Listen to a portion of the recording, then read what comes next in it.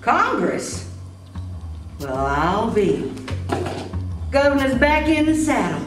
Old campaigners on the stump, and it's about time. I'm the most excited person in the United States of America. Life magazine is coming to Lake Charles, Louisiana. And it's all thanks to little me. Well, not so little me.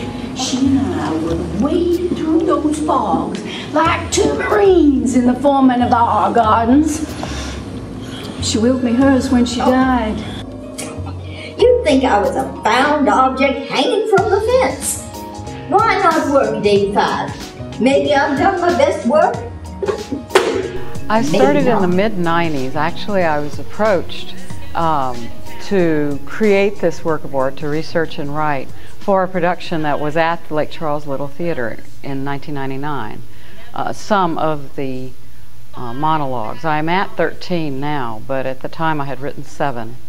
And Carol Ann Gale co-produced and premiered in this production of Louisiana Women through the Lake Charles Little Theater's production with Adley Cormier as First time director. that a men's university Allowed a girl to wear its athletic letter.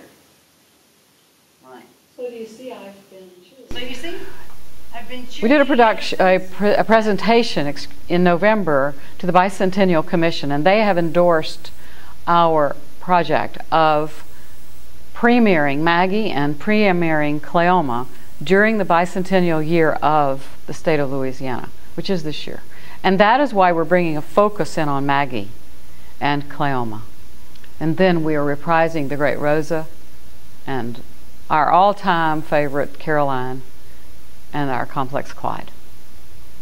Somehow, I cut out huge mobiles of steel and fiberboard, and I added a collage of sand and grass, glass and dirt. We're 10% over budget, Maggie. Rein her in. CP, make the budget fit. We've more important things to do than pinch the faces. Especially those who back my work, huh? I did a real nice dogwood in longleaf pine for A.R. Johnson. I've directed every play since 1927, which, if you can do your math, buddy, is exactly 20 years and 3 months ago. The process of writing for me starts with the researching and the history. And I start with reading, of course, whatever periodical I can get in my hands, or our book, for example, the biography of Clyde Kahn. But then I will see names and I will go and interview people or the relatives, closest generation of the relatives.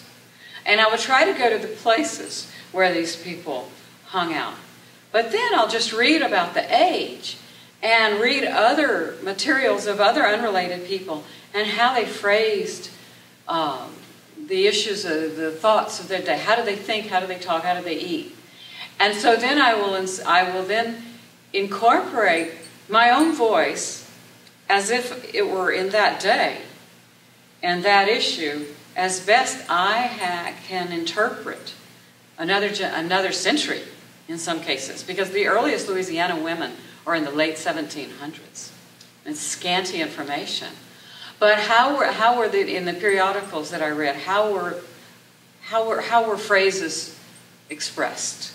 And then also, what were the issues of that day, as opposed to simply looking at everything through the 21st century day and saying, oh, how could they, or how could it?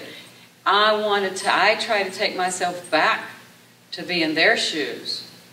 And then sometimes I have to soften the event, the issue, and of course, 2 of the most delicate have to do with racism and the treatment of women. But then there is a 3rd issue which fascinates me endlessly, which is classism. And so I do try to bring an extra lens, the view of history through the modern eye, to give voice to ancient, long-quieted voices of issues that we think we have addressed. We may simply be addressing them in a new way now. So it's a combination, really, of doing research on that particular woman and then doing research on that particular day and then doing a thought process, my own intellectual efforts, modest as they may be, and to give voice to these characters.